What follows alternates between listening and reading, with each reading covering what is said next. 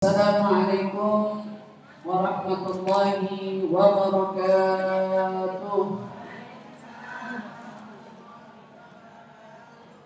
Alhamdulillahirabbil alamin. Wa bihi nasta'inu ala umuri dunya waddin, wassalatu wassalamu ala asyrafil anbiya'i wal mursalin sayyidina wa habibina wa syafi'ina wa qurrati a'yunina Muhammad sallallahu alaihi wa ala alihi wa sahbihi wa sallam. Subhanaka la ilma lana illa ma 'allamtana innaka antal alimul hakim. Rabbi zidna ilma warzuqna fahma, amin ya rabbal alamin. Allahumma inna nas'aluka ilman ladunni wal mashrab as-safi al-hani wa habi ghani. Allahumma inna nas'aluka ilman ladunni wal mashrab as-safi al-hani wa habi ghani. Allahumma inna nas'aluka ilman ladunni wal mashrab as-safi al-hani wa habi ghani. نويت التعلم والتعليم والنفع والانتفاع والمذاكرة والتذكير والإفادة والاستفادة والحث على التمسك بكتاب الله وسنة رسول الله صلى الله عليه وسلم والدعاء إلى الهدى والدلالة على الخير ابتغاء مرضاته وقربه وثوابه وحسن الخاتمة مع اللطف والعافية وصلاح العاقبة برحمتك يا أرحم الراحمين. آمين آمين يا رب العالمين ويا مجيب السائلين. Alhamdulillah, segala puji syukur bersama-sama kita panjatkan kehadirat Allah Subhanahu wa taala atas izinnya pada hari ini kembali lagi kita berkumpul di dalam menimba ilmu, menuntut ilmu daripada ilmu-ilmu ajaran kita semua, ilmu yang dibawa oleh junjungan Nabi kita Muhammad SAW, yang dengan ilmu inilah kita semua mendapatkan perlindungan yang sempurna. Katanya kalau orang mau berperang, dia harus punya senjata. Dan Nabi SAW suatu ketika kembali dari peperangan, beliau berkata, "Raja'na min jihadil asghar ila jihadil akbar." Namanya, kita pulang dari perang yang kecil menuju perang yang besar. Sampai bikin sahabat kemudian bertanya, "Hah? Ini yang satu tangannya utuh, yang satu mukanya lebam, terluka, tusuk-tusukan pedang, goresan-goresan pedang masih betul-betul terasa." Sahabat nanya, "Memang habis ini mau ada perang lagi? Ini kita nih umat muslim belum siap, karena kebetulan kita nih masih bawa belur. Kebayang ada jihad, ada perang yang lebih besar." Iya, dengan Nabi, habis ini kita mau menuju jihad yang lebih besar, perang yang lebih besar. Tanya sama sahabat, di mana lagi Rasul jihadnya? Mereka pikir mereka ini pulang sudah selesai. Ternyata dijawab oleh Nabi SAW, yang dimaksud dengan jihadul akbar, jihad yang besar adalah jihad melawan hawa nafsu. Dari kalau kita lihat setiap sahabat kaum muslimin yang hari ini sedang berperang, misalnya berjuang, mereka butuh senjata. Kalau berperang tanpa senjata, kalah mereka. Bahkan saudara-saudara kita hari ini di Palestina pun, mereka semua yang berjuang seadanya, tapi punya senjata. Walaupun seadanya, tapi mereka cari senjata. Iya, karena kalau mau berjuang, mau berperang, mau melawan, harus punya senjata. Lalu bagaimana dengan kita yang disebut sama Nabi? Sebetulnya ada jihad yang lebih besar daripada jihad yang lain-lainnya. Di mana dikatakan oleh Nabi, jihad itu ternyata jihad melawan hawa nafsu kita sendiri. Karena Nabi tahu betul bahwa gak ada yang paling ampuh menghalangi kita dalam berbuat kebaikan melebihi hawa nafsu kita sendiri. Kadang-kadang nih kita nih diajakin berbuat taat, diajakin berbuat baik, hati mah kepengen. Sering gak kita dengar? Kalau ada orang misalnya cerita, dengar kita baru pulang dari majelis, baru pulang dari maulid gitu ya, kebetulan yang ketemu kagak ikut. Ya Allah, enak banget sih ente. Makanya ente ikut dong, pengen. Allah aja dia yang tahu. Suka kan gitu kan? Pengen, Allah aja dia yang tahu katanya. Cuma Allah dia yang tahu seberapa kepengennya di hati gitu ya. Apa yang menghalangi dia? Yang membuat dia seringkali terhalang di dalam berbuat ketaatan, dalam berbuat kebaikan atau sampai ke tempat-tempat kebaikan. Tidak ada, melainkan hawa nafsu dia sendiri. Ini karena seseorang saat dia itu punya hawa nafsu bisa ngajakin dia kepada taat, artinya di hatinya punya iman. Kata Nabi kan, la yu'minu ahadukum hatta hawa tabi'at dimajidhabi. Kamu gak akan dianggap imannya sempurna sampai hawa nafsu kamu itu mengarah kemana? Mengarah kepada semua yang saya ajarkan kepadamu. Jadi nanti kalau kamu nih misalnya punya hawa nafsu pengen jalan, pengen ngayal, boleh gak? Yang hari pengen lagi di rumah misalnya, kan ada orang kayak gitu, mau gak betah ini di rumah pengen buangnya doang. Kagak salah ya kalau begitu. Tetapi jalannya kemana? Tapi yang dimajid tapi jalannya sesuai dengan yang Nabi bawa ajarannya atau bukan? Kalau jalannya nggak sesuai, itu cuma hawa nafsu. Tapi kalau keluarnya sesuai dengan apa yang Nabi bawa ajarannya, maka kamu baru benar ikutin hawa nafsu. Gitu. Ada orang gitu ya istilahnya itu hawa nafsu kita digambarkan oleh Al-Imam Al-Qusayri, wa nafsu tatifli tuhbilhu syab'ah. Hawa nafsu itu seperti anak kecil, anak bayi. Intuh minhu syaba'ala. Kalau diikutin terus, diiyahin terus menerus ya. Ngapain? Gak pernah kerang, gak pernah kenyang. Hubbir rolo. Anak kecil itu demennya susu, demennya ngempeng. Kalau diikutin begitu terus dia. Sampai umur berapa? 20 tahun dia bisa. Tapi pernah gak kita nemuin anak kecil hobi nyusunya didiemin? Gak ada. Diberhentiin kan? Wa in taftihu yunfaqu. Kamu pilih untuk menyampih dia, udah cukup. Umur kamu udah gak boleh lagi nyusu, kamu udah gak boleh lagi ngempeng, kamu udah gak boleh. Berhenti dia. Di atas dasar apa anak itu berhenti? Bukan keinginannya. Gak ada anak kecil yang tiba-tiba bilang, aku udah gak mau ngempeng. Jangan tiba-tiba anak kamu kayak gitu. Tiba-tiba anak kecil ngomong, mama aku gak mau nyusu lagi sama mama. Gak ada kan? Biasanya orang tuanya lah yang mengarahkan dia, memberhentikan dia dari menyusunya. Udah cukup, kamu harus disamping. Hakikatnya hawa nafsu kita gitu juga. Kalau ngikutin dorongan hawa kita ini macam-macam. Nah, apa sih yang bisa? Kalau Nabi tadi kiasin memerangi hawa nafsu, senjata memerangi hawa nafsu dia apa? Ilmu.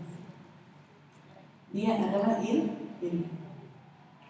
Kalau orang punya ilmu, hawa nafsunya lagi pengen ngajak berantem. Nah, ilmu senjata. Bukan gara-gara punya ilmu berantemnya jadi menang, bukan.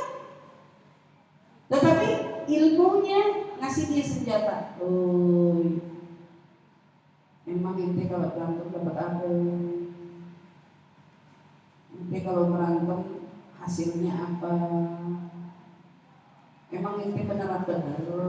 Kata ilmu ngomong. Barangkali ente yang salah, dia yang benar. Ini ilmu senjata, tapi senjatanya yang melindungi dia. Ada senjata macam-macam. Ada senjata pedang, ada senjata tameng. Ini apa namanya? Kalau biasanya orang menangkal, perisai. Ini kan juga bagian dari senjata. Buat melindungi dia dari apa? Dari para bahaya. Orang kalau punya ilmu itu senjata dia. Senjata dia pertama buat apa? Bukan buat merangin orang, tapi buat merangin hawa nafsu. Ini artinya pada saat ada orang merasa punya ilmu berarti debat itu boleh, argumentasi itu boleh. Padahal kita secara penusuan ini tidak pernah ngajarin argumentasi. Dari mana yang debat? Kata Imam Haddad, kalau ketemu orang yang demen debat, harta argumentasimu benar, gak usah debat, tinggalin aja udah langsung. Karena orang yang debat cuma orang bodoh doang. Kenapa? Setidaknya perdebatan yang kamu lakukan itu akan berujung pada apa? Pada merasa diri yang paling benar. Sementara orang yang punya ilmu nggak akan pernah dia merasa diri yang paling benar. Kalau debat ujung-ujungnya apa? Yang salah saya betul. Kan begitu ujung-ujungnya dari debat. Ada debat yang sehat dong. Kita kan mau buka forum debat yang sehat. Biasanya forum debat sehat itu hanya untuk kajian ilmiah. Nah, ada kajian debat buat ngomong gitu. Nanti dalilnya mana? Jadi orang-orang kopi kita tidak ada tinggalinnya. Ini ibu-ibu yang urusan dari dulu maulid yasin tahlil ini dalil. Maulid yasin tahlil dalilnya mana saudara? Bentar lagi Rejab Ustazah emang ada istighfar Rejab? Mana dalilnya? Itu banyak urusan puasa Rejab, istighfar Rejab dan itu juga Ustazah emang ada di Syaban baca Yasin 3 kali. Karena dalilnya mana kalau Nabi ngelakuin? Tapi belum ada dalil mana lain. Jangan ada gunanya yang mengikut foto yang mengikut ya udah. Kan gitu istilahnya. Ada orang mau ikut baca Yasin bareng kita deh. Gak mau, ente salah. Kalau saya ingin gak apa-apa, gak usah berantem yang penting. Pak Ilin kita buat apa? Buat jadi perisai juga buat kita. Senjata yang kita punya buat melindungi kita dari apa? Masuk dalam jebakan yang salah, pergaulan yang salah, istilahnya lingkungan yang salah, teman-teman yang salah, semua. Karena apa? Karena kadang diri ini punya dorongan hawa nafsu yang juga selalu salah. Tapi kalau hawa nafsu bisa dididik, hawa nafsu bisa diarahin, Masya Allah. Kata Nabi berarti tabian tidak diikuti. Hawa nafsunya harus ikut sesuai dengan apa ajaran yang saya bawa. Hawa nafsunya berarti udah ngerti, oh waktunya Senin kedua siang ngaji, udah paham. Datang ngantuk, datang apa lagi? Cucian ntar kita juga kelar insyaallah gitu ya. Inilah yang ada udur kalau udur syar'i baru gitu. Tapi kalau untuk hawa-hawa ini siap-siap begini pakai di kamar nyalain AC. Ada yang punya rumah punya AC kan nyalain AC gitu ya. Kalau yang nggak punya AC paling enaknya di kamar matiin lampu, nyalain kipas, meremin mata, ya bangun asar, pisang goreng, lanjut nggak kelar-kelar. Kamu bayangin yang enak-enak aja deh gitu. Dan kalau udah tabian di masjid itu udah paham. Nah, bagi orang-orang yang baru hijrah gitu kan, hawa nafsu lagi ngajak bajunya yang lama manggil. Bajunya yang lama manggil. Kalau dia ingat lama ngelirik handphone ponsel dulu ceritanya waktu dia kakinya cakep, badannya cakep, rambutnya cakep, gitu ya. Kayak ke handphone manggil, enggak kayak gini lagi gitu. Cakep bajunya manggil, tapi di majid tuh hawa nafsunya dididik sama ilmu yang dia punya. Ini segala baju. Yang ngomong begitu siapa? Bukan orang, dirinya. Dan hawa ini sudah mulai diarahkan, gak ikut aja. Baju begini kata orang cakep, tahu ente pakai itu. Orang bilang melihat ente cakep. Iya, tapi itu tidak bisa. Itu gak bohong orang yang ngomong kayak gitu. Itu gak bohong. Ini misalnya contoh hati saya dulu pertama ketarin pakai kerudungnya nggak lilit, nggak ada orang pakai kerudung lilit dulu. Siapa yang pakai kerudung lilit? Orang pakai kerudung pakai peniti. Orang pakai pinter banget pakai jarum pentul lagi nggak bisa. Nggak bisa. Jarum pentul nggak bisa kawan. Saya pakai peniti. Berangkat ke kantor. Dengan kerudung itu tetap masih kita pakai sampai ayam sebelum pulang ayam ini sebelum tahun pulang baru kita jajalin kerudung lilit. Dan ternyata begitu menjajah kerudung lilit, udah nggak mau lagi nyolek kerudung itu. Kita udah nggak mau lagi nyolek kerudung itu. Baik. Orang bilang, enakan begini. Kata orang bilang, kita bilang enakan yang ini, enakan yang sekarang. Orang masih yakinin lagi, ini lebih enak, gak lepas-lepas. Kata yang biasa pakai, enakan yang ini. Aneh juga gak lepas-lepas pakainya. Karena waktu orang bilang dia bohong, padahal dia pakai begitu jelek. Dia bohong pakai begitu, dia maksain. Ada orang menganggap diri kita ini pakai sesuatu karena terpaksa. Mau tidak mau bahasanya. Padahal enggak, itu bukan terpaksa. Tapi memang hawanya, sukanya, senangnya, memang udah berubah. Pada saat orang dulu cakep dengan pakaiannya, begitu sekarang dia transformasi kepada pakaian barunya, orang bilang bohong gitu, gerahan. Panas kan? Enggak. Orang bilang bohong ente. Dia bilang ada nyaman, ada seneng, ada demen kalau pakaian ini dan seterusnya. Pada saat hawa ini bisa ngikut sama apa yang syariat bawa, itu tandanya iman kamu makin sempurna. Iman kita makin sempurna. Waktunya sholat udah nggak repot, waktunya taklim udah nggak repot, waktunya pakaian udah nggak repot, semuanya sesuai dengan apa yang dibawa oleh syariat. Iya, kenapa? Karena hawa ini emang condongnya udah kepada yang lebih. Yang bisa menyemangati kita dan menahan diri kita dari godaan-godaan, ajakan-ajakan kemaksiatan dan lain sebagainya. Yang paling ilmu. Gak ada yang lain. Ilmu. Oleh karena itu, ibu nih yang pada pengajian di mana aja, pada taklim di mana aja, saya mau ngingetin, Bu, jangan cuma taklim itu ngandelin telinga. Saya mau bilang nih, kita gak sepintar itu. Kita gak semahir itu. Kalau cuma buat ngandelin telinga, walaupun Allah kasih 2, gitu kan? Walaupun Allah kasih 2. Kalau kata Nabi, al-ilmu suy, ilmu itu kayak diburu. Wal kitabah ghaidun. Kata Nabi, ilmu itu buruan, catatan itu adalah tali pengikatnya. Wagayin suyudaka bil hibalil wathibah. Kata Nabi, ikat buruan kamu dengan tali yang kuat. Jujur, kita taklim, ibu hadir, ibu dapat rahmat gak kurang, dapat pahala sholat 1000 rakaat gak kurang, dapat pahala nengokin jenazah 1000 jenazah gak kurang, dapat pahala ibu nengokin 1000 pesakit enggak kurang, gak ada yang kurang, semuanya dapat tanpa terkecuali. Tapi kalau ngomongin ilmu, tidak semua dapat. Ada orang yang cuma ngandelin telinga dari kurang lebih skala 100 misalnya ilmunya, yang kecakar mungkin ada yang 5, mungkin ada yang 10, mungkin ada yang 20. Ala hasab, tergantung dengan apa?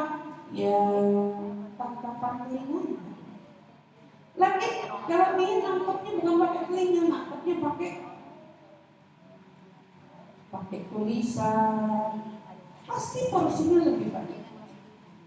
Dengan apa yang dicatat, pasti lebih banyak. Wah, kalau belum unsur-unsur banget tuh, belum tua-tua banget tuh, yang masih maksimal bisa memaksimalkan ini untuk menangkap sesuatu dengan tulisan, menangkap sesuatu dengan tulis kitab, apapun itu bisa. Aku ingin belajar di mana depan. Kenapa? Karena sayang. Zaman dulu orang-orang dulu kenapa ilmunya ternyata. Karena orang tua dulu dapat nasihat dikit penulis, dicatat. Tahu nih, saya udah lama kagak kelihatan si Mbak kemana tuh? Kemana tuh si Mbak? Sudah pikun katanya, ya sudah pikun ya. Tua banget itu. Karena lupa umurnya berapa si Mbak itu. Tua. Saya kalau ketemu dia sama dia, waduh bidadari ini tua. Karena masih dengan kuatnya masih menghiasi majelis ilmu. Dan ajibnya itu orang luar biasa tua-tua duduk aja nunduk susah kan, postur tubuhnya sudah tidak sempurna. Tapi nyatet ada beberapa kali 5 tahun, 4 tahun yang lalu, 3 tahun yang lalu tidur di mana majelis sebelum dia ngantuk ya, sebelum dia tidur pulang dari haji kayaknya fisiknya makin melemah. Nggak pernah nggak tulis, sampai bikin malu yang masih muda-muda borok-borok gitu. Dia tulis nantipunnya, insya Allah catatan-catatannya. Wah iya, aduh udah dia tua. Dia berarti tahu gimana ini. Saya dia tahu nilai ilmu. Ilmu nggak mau dilepas karena dia bisa menakar ilmu itu seperti apa pentingnya.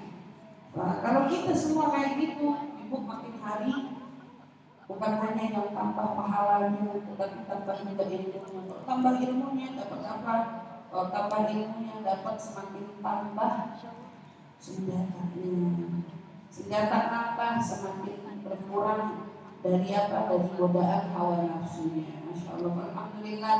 Untungnya kata Imam Ghazali, nikmatnya kita kalau duduk di majelis taklim, nikmatnya kita kalau duduk di majelis ilmu. Apa kata Imam Ghazali?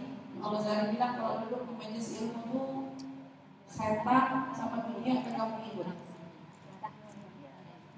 Ibu nih, di sini kan ada macam-macam profesi, ada pengusaha, ada yang mungkin orang yang bekerja, ada yang jadi dokter, ada yang macam-macam profesi. Tapi kalau udah coba deh, hitung-hitung dari sekarang, kalau udah masuk ke majelis taklim, dunia ini tinggal sejenak. Allah bikin senyap pikirannya dari segala hiruk pikuk yang ada di luar dari dunia. Sejenak otaknya kayak dibekuin sama Allah, lupa tentang kesibukan di dunianya, lupa. Kedua, setan nggak ikut. Makanya saya selalu bilang, untung pada tidur kalau di majelis taklim tidur, untung. Kenapa itu? Tidur tuh emang gara-gara kelewat tenang otaknya. Untung. Apa setan maksudnya yang di sini? Enggak ada. Kalau di majelis taklim nggak ada setan. Nggak ada setan, nggak ada. Loh, emang iya? Loh, setan takut sama orang yang belajar. Setan takut sama hawanya orang yang berilmu. Setan kamu udah dekat sama hawa, jangan kan orangnya. Sama yang berilmu setan nggak mau. Jadi waktu lagi menuntut ilmu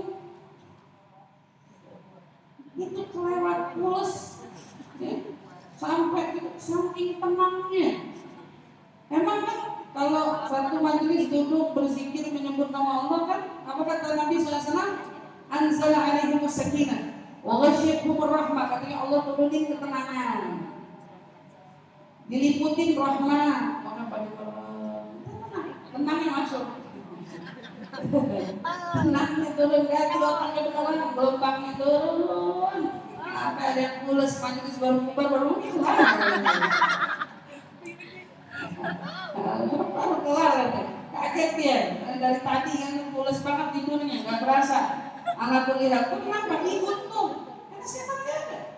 Kapan tuh dunia sama setan? Dunia sama setan lagi nungguin ibu di luar.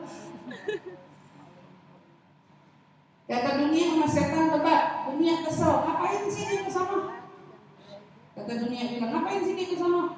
Bukan ente doang yang kesel, aneh juga. Kata setan bilang, tapi tenang dunia. Setan bilang, tenang. Ntar kalau dia keluar, aneh cekek katanya. Ini di kitab bu, dibahas bukan sekarang. Ini di kitab ditulis. Kata setan tenang. Ntar kalau dia keluar, aneh cekek lehernya. Kalau udah dia keluar, aneh cekek leher, aneh bawa dia ke ente. Itu kata setan. Maka orang begitu keluar dari majelis taklim, yang sibuk, handphonenya mulai ngeliat, mana nih bu, aneh lupa, aneh janji mesti pulang. Ya Allah, lupa, kata setan. Dia dari tadi di dalam, jadi ikut kemana sekarang? Dari tadi di dalam setan nungguin aja sama setan berdoa sama dunia juga. Janjinya setan apa? Anak seret. Tenang, habis gini anak seret dia. Karena setan itu sebenarnya nggak bisa buat apa-apa sama kita. Cuma bisa nyeret, cuma bisa bisikin, cuma bisa apa. Yang bisa merusak kita bukan setan tapi dunia. Dan dunia itu terpicu oleh dorongan hawa. Hawa nafsu bisa terkontrol hanya dengan ilmu.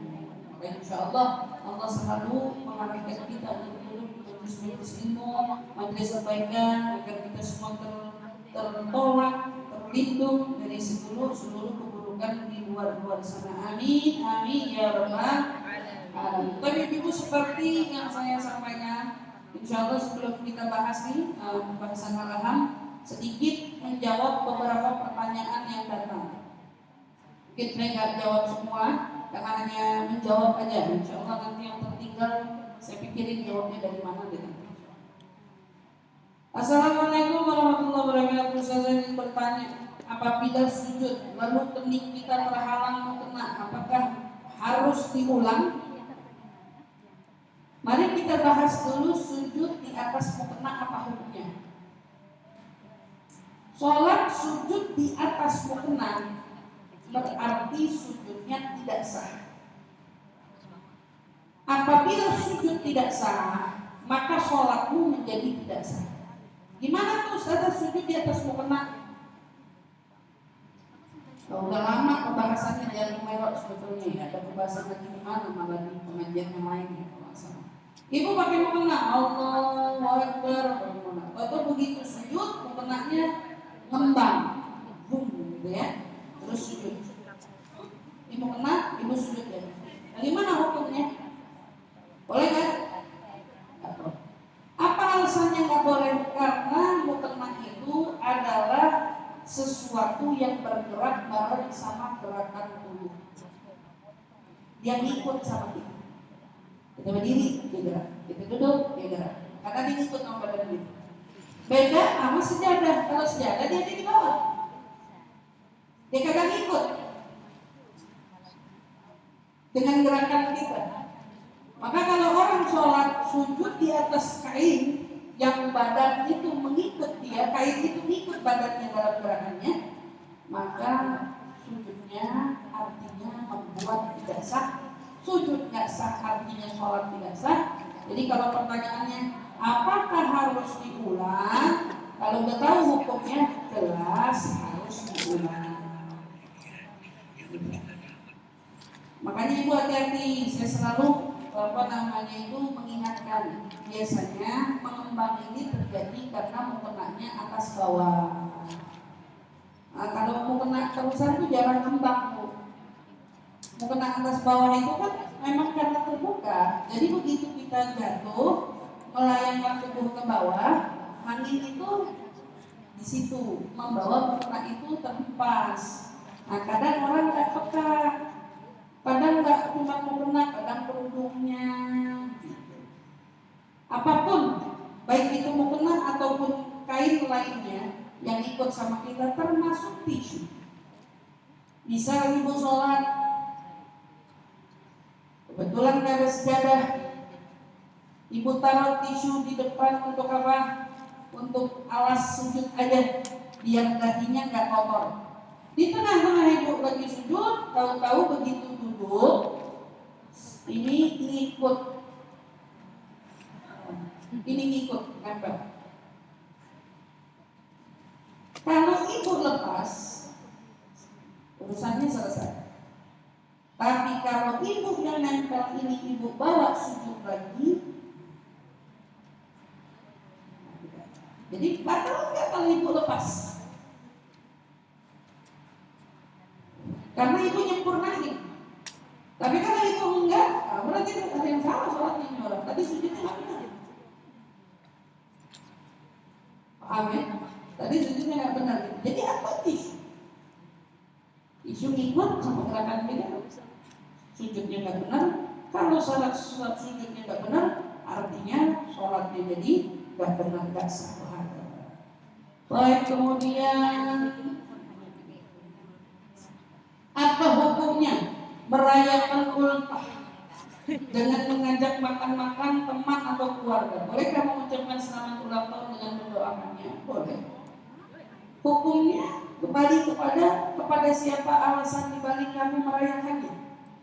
Oke, kalau kita biasanya merayakan ulang tahun di ajli tasyakur, karena bersyukur kepada Allah sampai hari itu masih memberikan dia umur.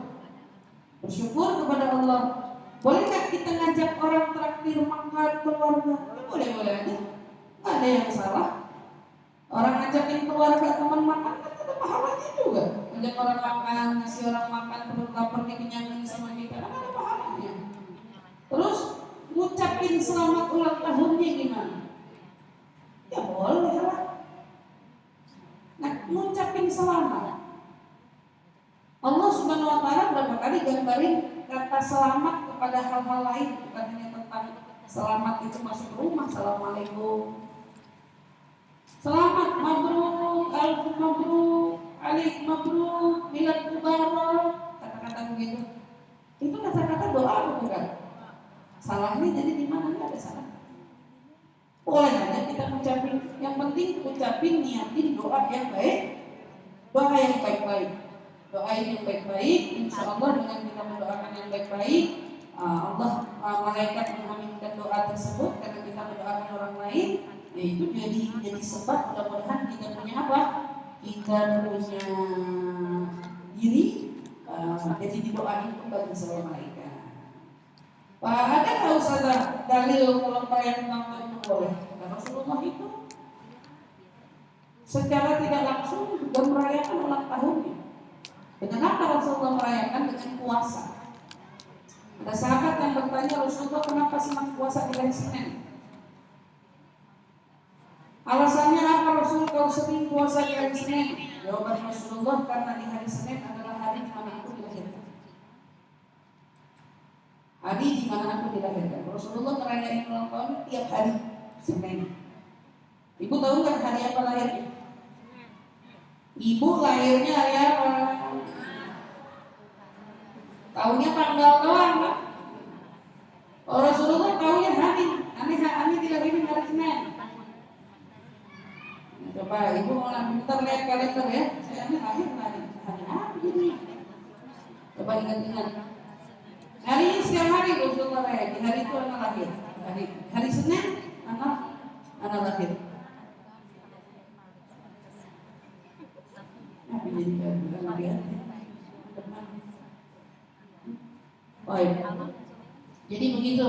Boleh ucapin, ngajak orang makan, boleh, nggak ada yang salah. Yang tak boleh gimana? Sedang merayakan dengan adat istiadat Yahudi dan Nasrani. Yahudi dan Nasrani. Apa namanya? Ibaratnya lilin, trompet, make wish. Oh make wish. Sebelum lilin kan ada, ayo doanya apa mau apa. Alaman ada kan itu sendiri. Kalau cuma potong kue, rayain jalan makan bersama keluarga, ada apa? Niatin yang baik-baik, niatin tasyakur atas nikmat yang Allah berikan usianya sampai pada hari itu. Oh, ya Allah. Ini ada lagi pertanyaan terakhir ya. Yang paling penting aja. Ustazah, saat sholat pakai mukena tapi lupa pakai kaos kaki. Ternyata saat sujud merasa tumitnya atau telapak kakinya terlihat ujungnya. Bolehkah kaki kita bergerak agar ujung mukena bisa menutupi kaki tumit yang terlihat? Bolehkah menggunakan tangan kita? Ibu kalau sholat berasa kaki kelihatan. Nah, sederhana aja. Sholat berasa kaki kelihatan. Ini kakinya kelihatan. Boleh nggak kaki digerakin untuk menutup? Boleh. Yang penting kesadaran itu segera dilakukan. Bukan kaki kelihatan dan tadi lama sadar tapi lama nggak ditutup, atau misalnya dia tahu kenanya pendek. Kadang kita suka dapetin ya orang sholat pernah terbatas, sebelum bahannya kurang bahannya kurang dipakai buat sholat, buat ibadah, tetapi sejak awal udah kelihatan kakinya kelihatan, rambutnya kelihatan, gimana? Ini bicara kalau lagi di tengah sholat atau berasa kaki kelihatan, boleh tutup? Boleh, tapi dengan syarat segera. Begitu sadar kelihatan segera ditutup.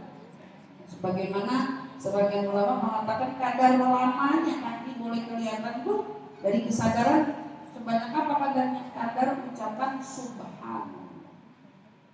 Sebentar banget, jadi begitu kelihatan langsung tutup, gak pakai mikir. Kalau udah muncul di hati, pikiran atau perasaan, ini hati batal, batal itu langsung. Karena ingat kan, kalau kita udah belajar hukum taklim niat, ini niat ini apa perasaan dalam sholat, keraguan, tarakut nggak boleh. Batal enggak ya? Batal enggak? Telepon bunyi, angkat enggak ya? Batal. Ada keraguan aja, pintu bunyi, buka bukain apa, diamin, bukain apa diamin, begitu aja batal. Jadi kalau misalnya tidak lagi sholat, mana lagi sholat, orang yang nggak ragu, dia akan melangkahin suaranya. Bismillahirrahmanirrahim. Kasih tahu yang di luar kalau dia lagi sholat. Gak ragu dia mau batal. Tapi kalau udah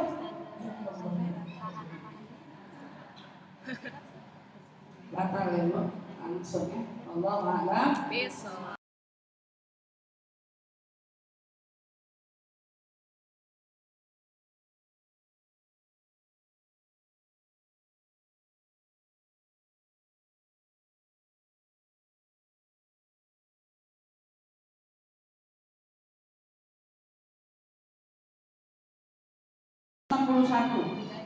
Waizakana. Udah itu, yang itu udah. Waizakana. Baik. Kita sudah bahas kemarin terkait surutnya salah ada 6 dan kita sudah uraikan semua. Dan sekarang kita membahas terkait masih hukum seputar sahnya berjamaah, tapi ini hukum mengerjakannya di dalam masjid. Kemarin keterangan sebelumnya sudah kita uraikan. Baik. Dan kita bulan lalu juga membahas sunnah fil mutaba'ah. Sunnahnya bagaimana di dalam mengikuti imam. Ya, idealnya, lebih bagusnya sudah diterangkan juga. Hari ini kita mau lanjut wa idza kana fil masjid wa yuzadu syartun. Ya, ila anjal wa idza kana fil masjid wa yuzadu syartun wa huwa. Dari hukum syarat 6 tadi. Kalau kita sholatnya di dalam masjid, maka nambah lagi syaratnya jadi 7. Ada syarat ke-7. Tapi catatannya apa? Kalau berjamaahnya di masjid. Kalau yang sebelumnya syarat 6 udah kita uraikan. Ini sholatnya di luar masjid, di mana aja. Nih syarat berjamaah dan ikutin semua udah. Sekarang ada tambahan, kalau sholat di masjid gimana? Ada sholat di masjid. Ada tambahannya, fayuzan syartun, nambah 1 syaratnya. Apa itu? Alla yakuna hunaka ha'ilun yamna usulul ma'mum ila al-imam an ayyumkina lil ma'mum al-usul ila al-imam walau bizwirar wa niqab bi an yuwalli dhahrah lil qiblah athqa murudihi fil masjid al-mu'tad la yadurru dhalik. Kalau kita berjamaah sholat di dalam masjid, maka syarat tambahannya adalah tidak diperkenankan antara imam dengan makmum ada penghalang. Penghalang yang mana? Yang sekiranya penghalang itu menghalangi usulul makmum ilal imam, menghalangi sampainya makmum kepada imam. Dan boleh ada penghalang antara makmum dan imam. Ini kalau kita di masjid, imam sama makmum nggak boleh ada penghalang. Bi an yumkin lil ma'mum al-wusul ila imam. Harusnya sekiranya bagi makmum ini bisa sampai kepada imam walau bizwirah wan iqaf. Walaupun katanya usulnya ini makmum harus lihat imam itu, nggak boleh ada penghalang, walaupun katanya nyampainya mereka kepada imam itu harus biswirar wanita. Biswirar jalannya tuh belok-belok. Nah, ini saya kasih contoh. Misalnya ruangan ini masjid, ini rumah masjid. Masjid ada tangga nggak? Ada. Ada kan? Ada. Tangganya di mana? Di dalam masjid. Ini kita bicara. Kalau orang jalan normal biasa, misalnya kiblat itu di mana? Kiblat di mana? Misalnya. Tangga di mana? Di sini. Ibu udah lihat kan? Tangga di sini. Kalau kiblat madhab sana, jalan naik tangga, kiblat di mana? Ngebelakangin nggak? Ngebelakangin. Baik. Artinya apa? Kalau sekiranya kamu itu nyampe ke imam, walaupun kamu harus sampai belok-belok naik tangga, jalan normalnya naik tangga, ngebelakangin kiblat sekalipun, tapi kamu sampai ke imam. Kelihatan nggak imamnya? Di atas kelihatan nggak imamnya? Kelihatan nggak imam? Nyampe nggak? Bisa nggak jalan nyampe ke imam? Ada penghalang nggak? Walaupun jalannya berbelok, tapi di masjid yang jalannya itu buat kamu bisa sampai kepada imam, maka hukum berjamaahnya sah. Syaratnya apa? Di masjid. Tidak boleh ada penghalang. Tangga tadi gimana Ustaz? Atas bawah kan masalah. Gak ada penghalang di situ, enggak. Jalan nyampe ke imam bisa, maka itu enggak apa. Tapi yang menjadi catatan, wa idza kana kharijal masjid. Ini kalau hukum di luar masjid, atau ahaduhuma bil masjid wal akhar kharijal masjid. Atau kita hukumin lagi sekarang, hukumnya gimana imam di masjid, makmum di luar masjid. Sebelum saya terangin lebih lanjut, ibu jangan bingung dulu. Orang sholat, kalau sholat pasti ngebludak. Iya. Ini hukum berlaku untuk apa? Hukum berlaku untuk antara imam dan makmum saja, dua orang.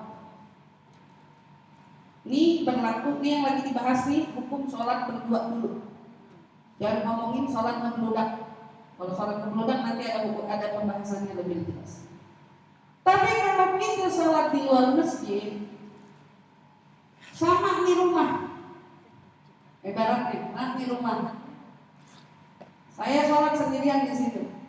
Tiba-tiba ada orang di atas, pengen sholat bareng ibaratnya misalnya. Karena ini di luar masjid posisinya hukum. Di mana tuh dia di atas, ini di bawah? Jalannya ngebelakangin nggak?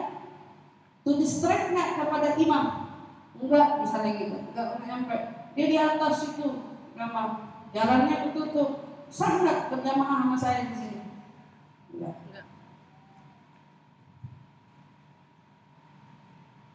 Kenapa? Ini hukum di luar masjid. Ini hukum di luar masjid. Baik.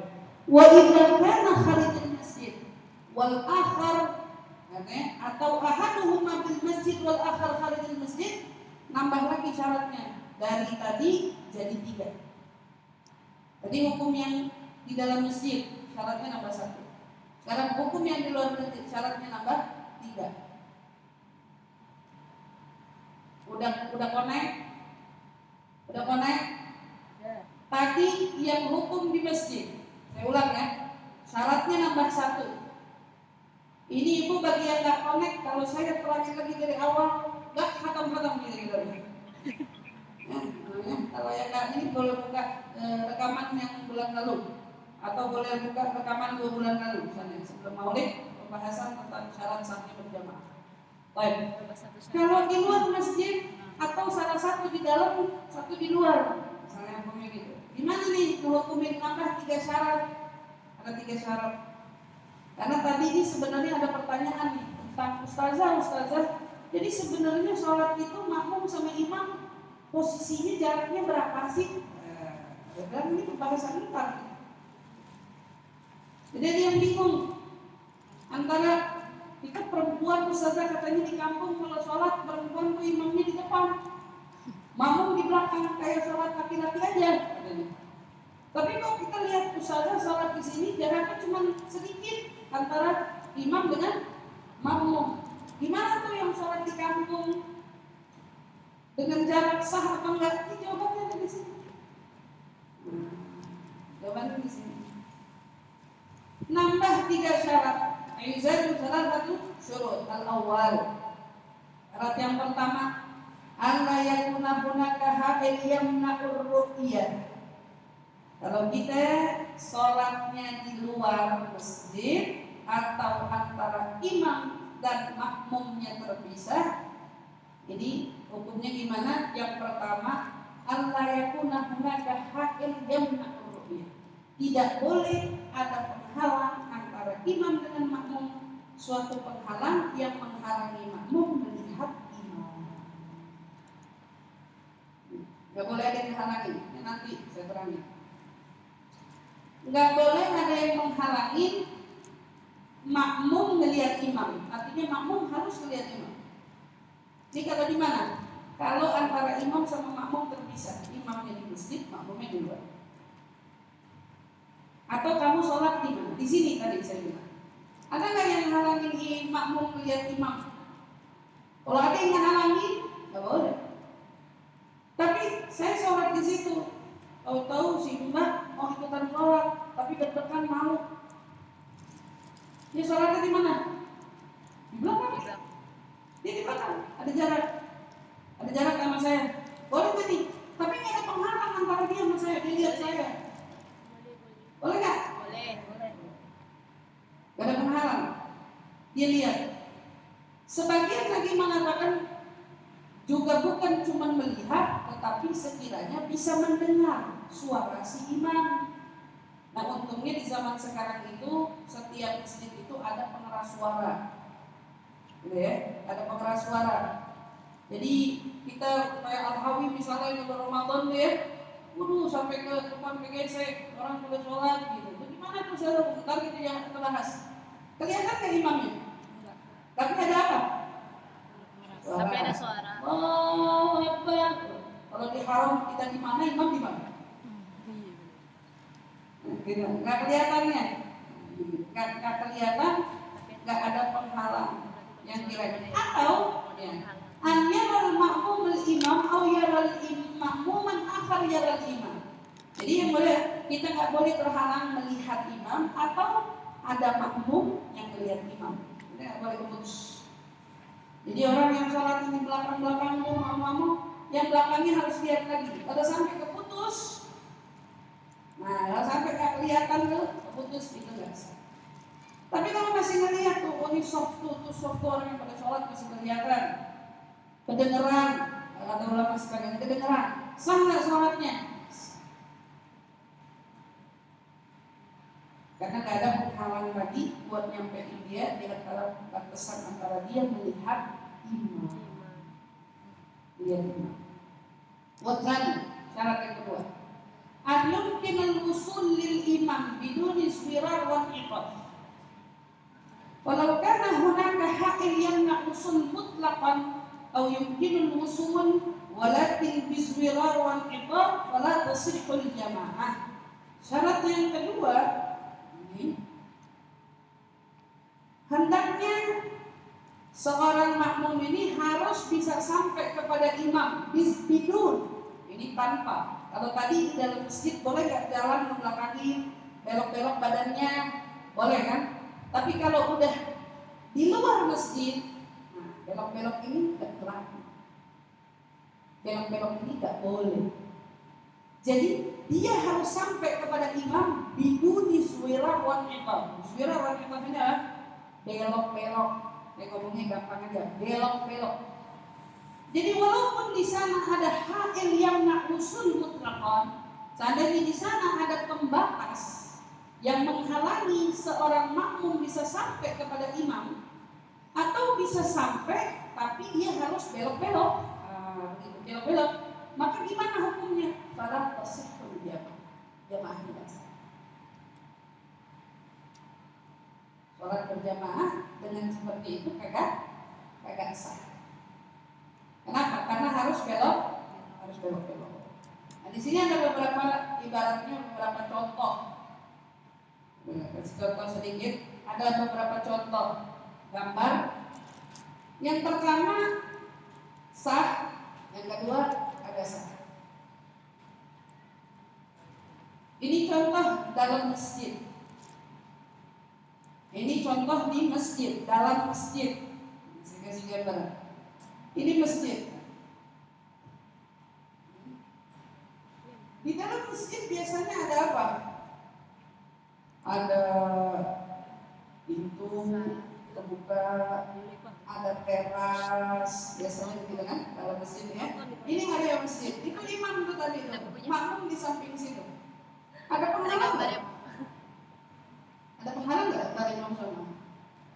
Ada gak ibunya geweng yang kagak sendiri bingung. Ngerti apa kagak gitu. Ini makmum, ini imam. Oke? Antara makmum sama imam ada tembok nggak? Tapi di belakang itu sebelahnya ada tembok nggak? Itu pintu anggap ya. Itu pintu. Ini tapi di dalam masjid. Ini area masjid nih, masjid. Imam di situ, makmum di situ. Dia bukan di belakang. Dia cuma di sampingnya gitu. Oh, imam lagi sholat tuh, malas lah ke dalam sini aja. Ini kita lagi bicara orang sholat berdua. Kayak saya bilang yang connect. Ini lagi ngomongin sholat berdua. Kalau ngomongin rame-rame belakangan. Rame-rame tadi dijelasin. Kalau melihat umum orang yang melihat imam beres urusannya selesai. Ini lagi sholat sendiri. Oh, imam di situ. Kebetulan sensi ke imamnya sholat sini ya. Ini misal, oh imamnya itu sholat sini deh. Sah nggak? Tasihul jamaah li'annahu yumkin wusul ila imam. Ini di masjid. Sah jamaahnya. Dia bisa sampai kepada imam walaupun dia harus belok. Kenapa dibilang belok? Kan masuk ke masjid belok. Iya kan? Dia bukan di belakang. Dia berbelok, nyamping imamnya. Walaupun dia harus berbelok, tapi karena hukumnya di mana? Di masjid. Di masjid berbelok boleh. Boleh. Kasih. Hukumnya sah? Sebelah situ. La tasihhu li'annahu la yumkinul wusul ila al-imam walau bismirar wa niqab. Ada satu lagi contoh. Tapi contohnya di mana? Di dalam masjid juga. Tetapi antara makmum dengan imam ada tembok paten. Ada penghalang paten. Dia sholat di situ. Ada suara wala dia ngeliat makmum di belakang, wala dia ngeliat apa, imam yang agak kelihatan. Sah nggak sholat di situ? Walaupun istilah kasarnya dia tuh lurus imam di situ, tapi karena imam yang nggak kelihatan, masa sholat? Walaupun lurus tapi di situ ketutup berapa? Kalau misalnya kaca, jangan ngomongin tirai, saya ngomong tembok paten dulu. Ntar kita ngomongin tirai ya. Tembok paten permanen, nggak bisa dibuat. Kalau misalnya tembok paten permanen, emang nggak bisa dibuka, bukan untuk lalang orang, maka hukumnya sih. Tapi gimana yang suka sholat di masjid Mall Casablanca? Antara perempuan sama laki ketutup apa enggak? Menghalangnya apa? Coba yang pernah nih, saya kasih contohnya itu, yang pernah. Pintu lipat. Ya kalian, pintu lipat ketutup. Kamu lihat imam enggak? Kamu lihat makmum di belakang enggak? Kok sah sholat berjamaah di belakang sini? Karena pintunya tidak permanen. Pintunya bisa dibuka tutup. Dan kamu tidak tertinggal oleh gerakan imam karena diperbantukan oleh suara. Paham di situ? Paham ya? nggak paham sudah berdiri kebangetan.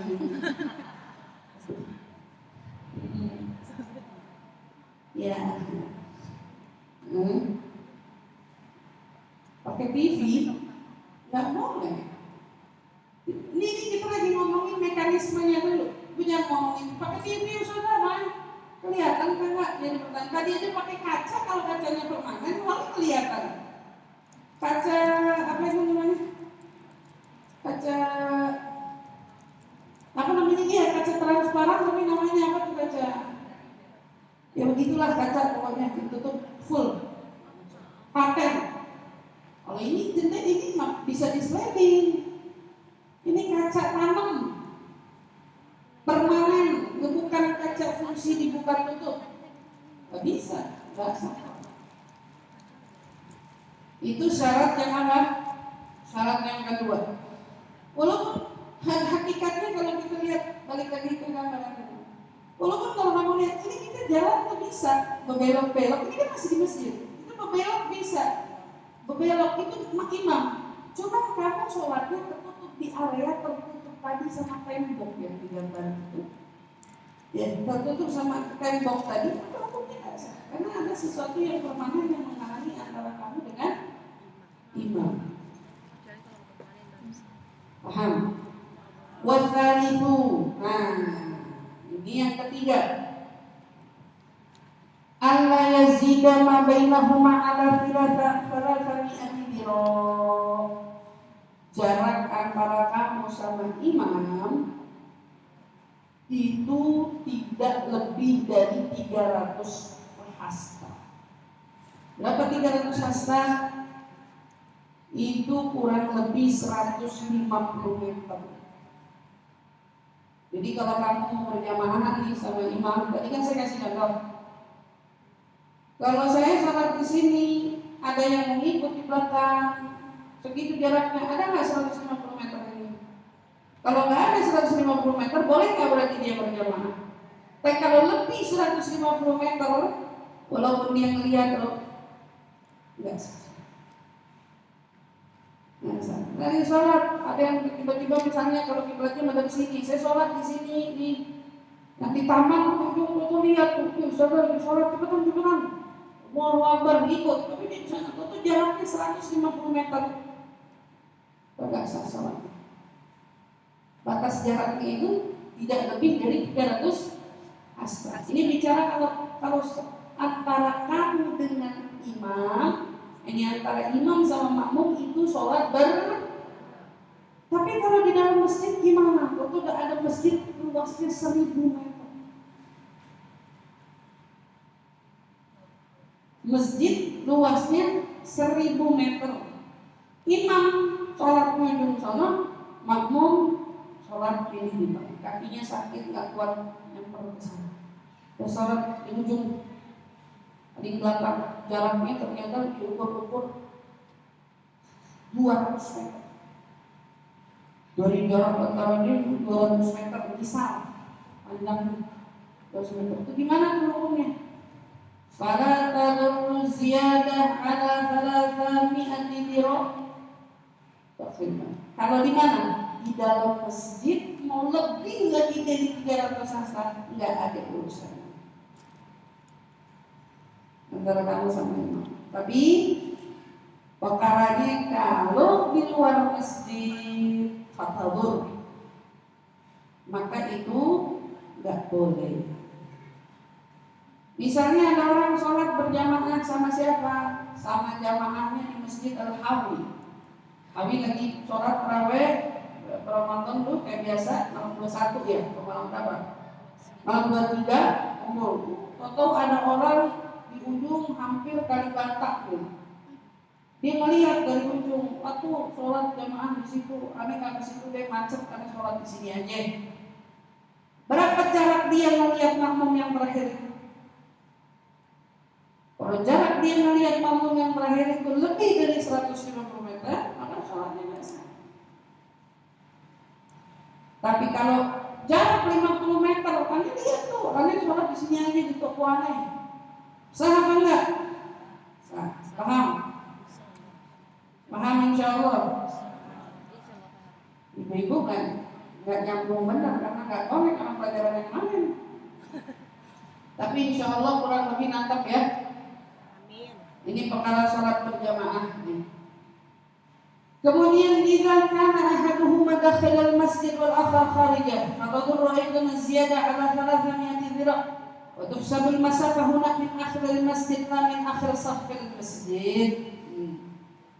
Di sini kalau antara imam dengan makmum, imamnya di masjid, makmumnya di luar masjid, nanti gitu, itu juga lebih dari jarak 300 hasta atau 150 meter, itu terbilang juga tidak sah kalau sampai antara imam sama makmumnya terlepas, putus.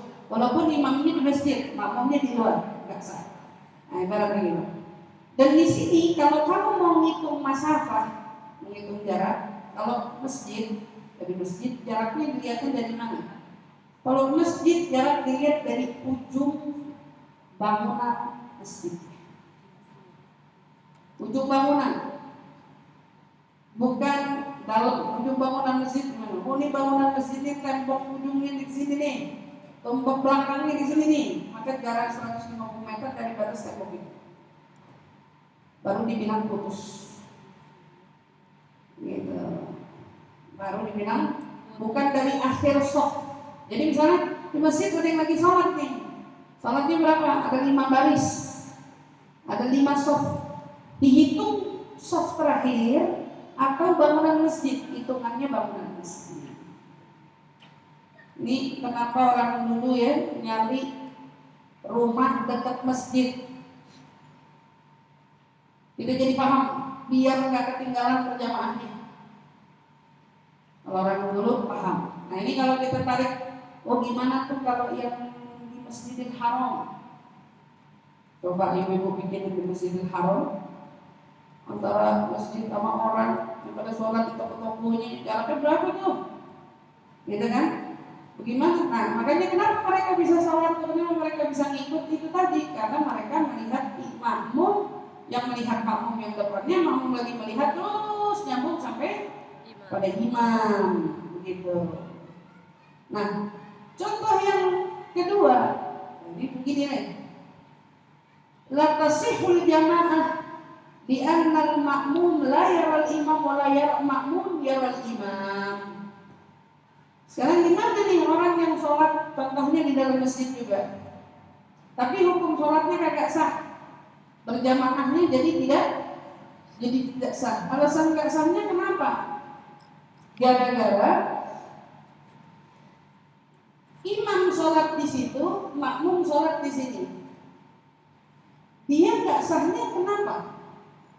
Pahami maknanya? Di annal makmum la yara imam. Karena kalau dia di situ dia kagak lihat tuh imam. Imamnya nggak kelihatan.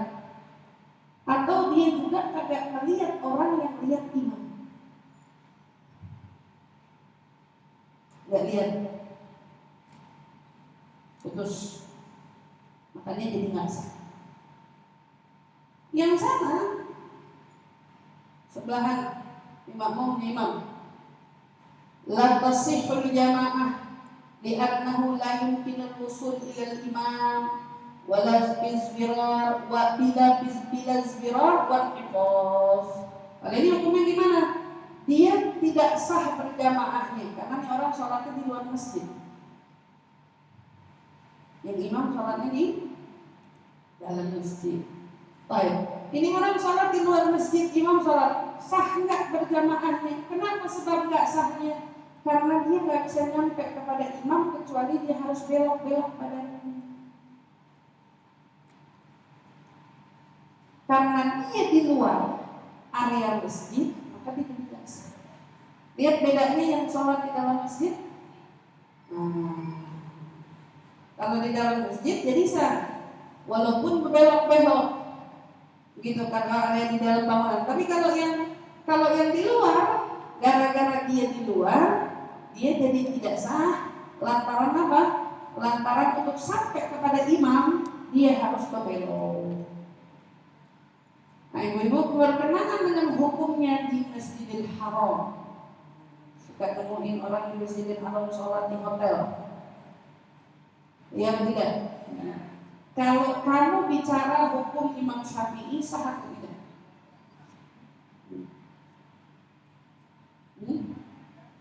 Pertanyaan saya, hotel itu masjid atau bukan? Menuju ke masjid, kamu perlu belok-belok nggak? Perlu belok-belok kan?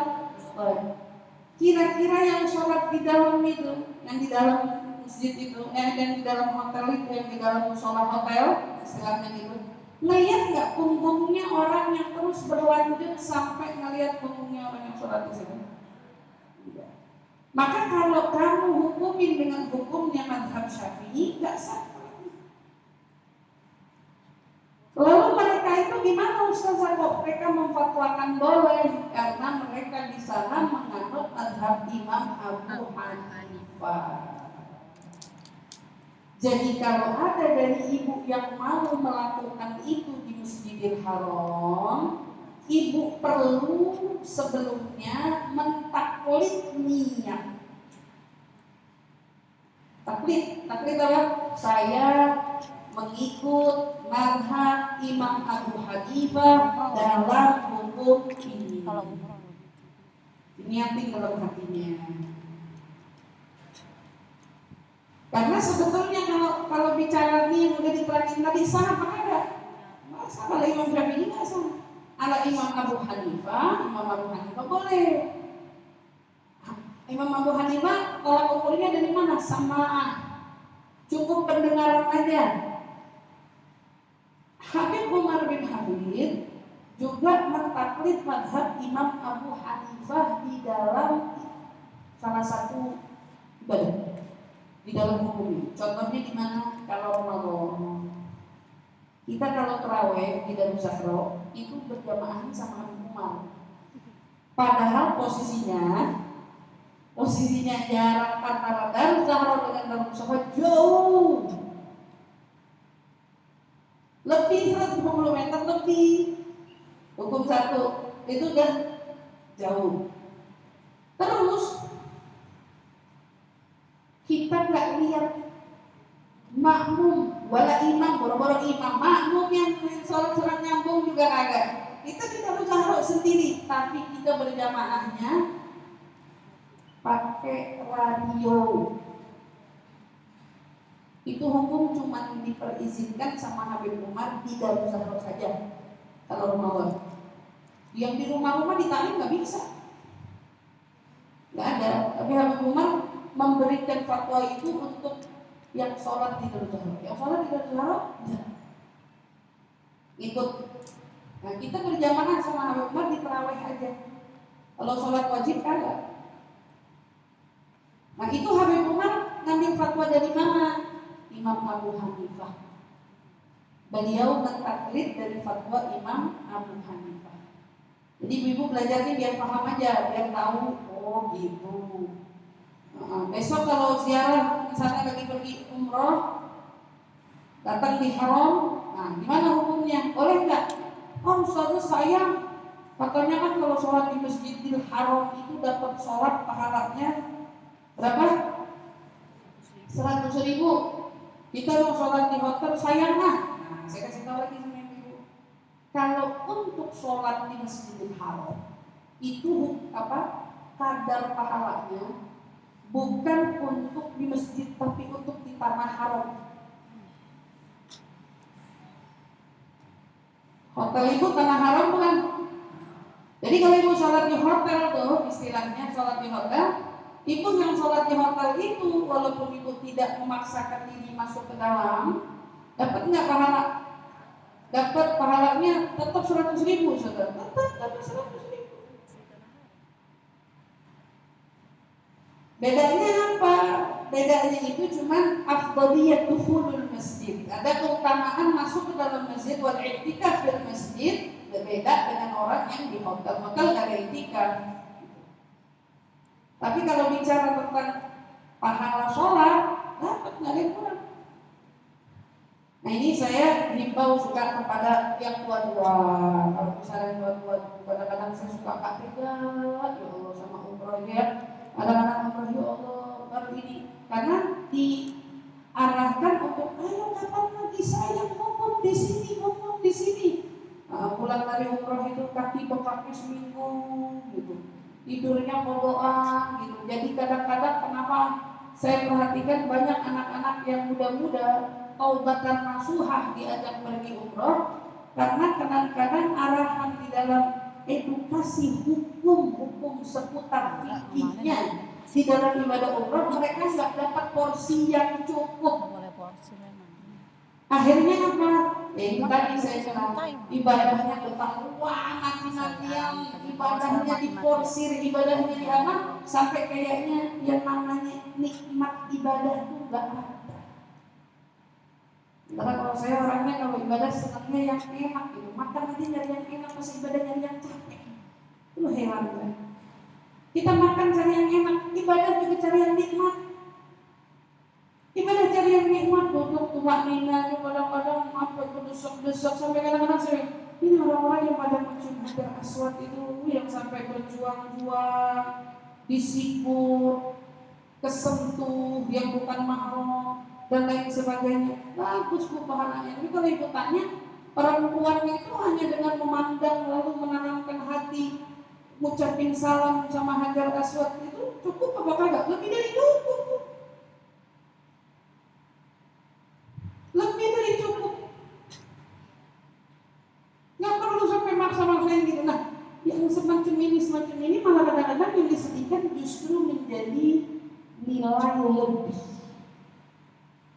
Alhamdulillah, nyium Hajar Aswad bayar 100. Bayar kan? Bayar joki apa bayar apa tuh namanya nggak tahu saya. Joki ya, Gua mau. Kan ibadah nggak gitu. Tawar Disuruh mandangin 600.000. Ka'bah, pahamin dong bacaan doanya. Allahumma kepegang zid hadzal bait ta'ziman wa tashrifan wa takriman. Gitu kan ya Allah, tolong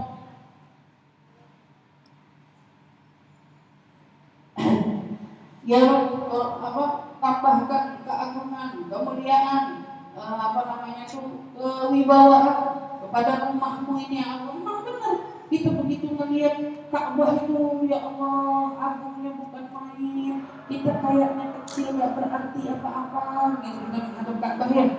Kalau sambil sholat, sambil baca Quran, sambil kita bisa melihat Ka'bah, mata kita kayak dimanjakan dengan pandangan ibadah. Kita kan ibadahnya beda, nikmat khusyuk beda sama yang dipaksa, diporsir sampai kayaknya mau main setiap ibadah dan cikgu-cikgu kan nggak dapat apa-apa. Lagi buku ini kita bahas karena ini ada di sekitar kita.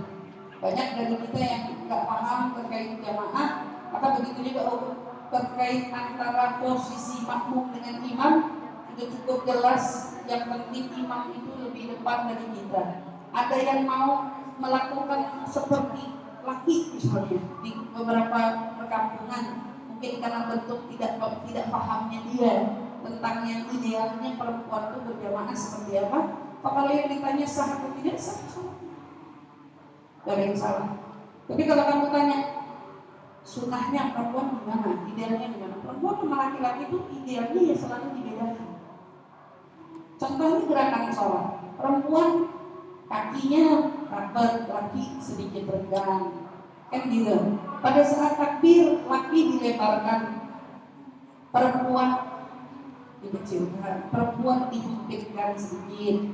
Terus idealnya memang selalu dipisahkan, bukan disamaratakan. Begitu juga tentang soft barisan di dalam sholat. Perempuan gimana idealnya? Ya cuma sedikit ya, sejengkal aja mungkin nggak nyampe gitu misalnya. Idealnya sejengkal, imam di depan, kurang lebih lah, kasih paling jarak sejengkal aja atau separuh dari jengkal itu mundur sedikit. Setidaknya kita punya dengkul tidak rata. Dengkul kita nggak rata begini, jadi imam harus lebih depan misalnya. Karena kalau rata, kemarin sudah dibahas hukumnya apa? Makruh. Kalau lewat hukumnya haram. Nggak tahu. Kalau makmum lebih maju daripada imam, nggak sah salatnya. Nggak sah salatnya. Pemasail min syurutil jamaah. Beberapa perkara masalah yang ada di dalam syarat-syaratnya berjamaah, yaitu pintu terkunci di masjid. Bagaimana hukumnya kalau pintu yang dikunci layar tidak masalah. Kenapa? Karena pintunya hanya terkunci, bukan pintu pakai dikunci, ditutup. Kalau pintunya hanya ditutup, ini tidak masalah. Tapi kalau dipakai, itu jadi masalah. Nah, makanya ini seperti hukumnya apa tadi yang di masjid apa di mall Kota Kasablanka misalnya. Masalah selanjutnya idakan bainal mahal yang al-murur. Kalau seandainya antara makmum dan imam ada pembatas, ada penghalang yang sekiranya penghalang itu menghalangi berlalu lalang. Seperti apa? Kaca permanen di masjid. Walaupun kita bisa melihat imam bergerak, pindahnya imam, tetapi karena yang diletak adalah kaca paten, maka hukumnya tidak sah. Kalau tirai gimana? Apalagi tirai, kita juga ada masalah. Iya, yang cuma separuh-separuh itu. Cuman yang suka disayangkan adalah di zaman sekarang tingkat kesadaran wanita bercadar itu sudah tinggi. Maka pada saat area musola atau masjid itu yang hanya dihalangi dengan tirai, tidak ideal untuk menutup wanita-wanita yang sholat karena mereka bercadar. Tapi kalau ditanya hukumnya masih saja. Ya. Yang ketiga, la tushtaratur ru'yah dakhilul masjid. Tapi kalau orang sholat di dalam masjid, maka melihat imam itu tidak lagi menjadi syarat, kecuali yang sholat di luar masjid. Wallahu a'lam. Azan.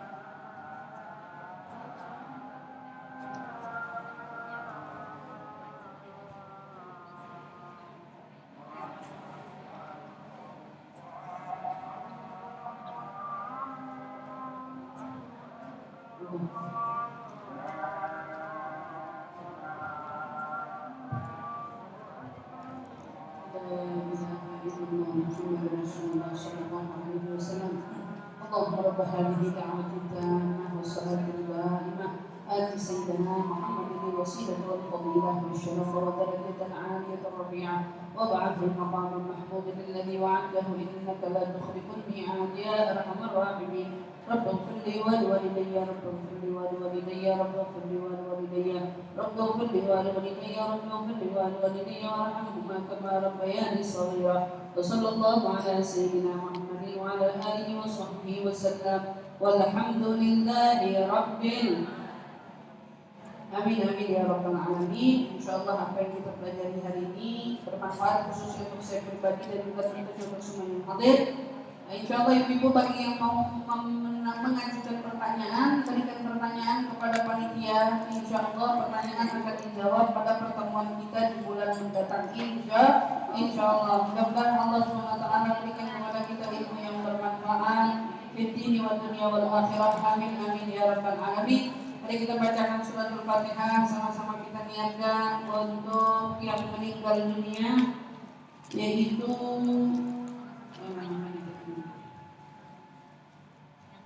yang meninggal dunia Ibu Sri Budi. InsyaAllah Allah SWT ampunkan dosa-dosanya, Allah luaskan kuburnya, Allah jadikan kuburnya Allah min riyadil jannah. InsyaAllah Allah SWT tempatkan tempat terbaik di sisinya, diberikan ketabahan bagi segenap ahli keluarga yang ditinggalkan. Amin ya rabbal alamin. Ala haditsnya wa kullinya min salihah wa ila hadratin Nabi Muhammad al-Fatihah.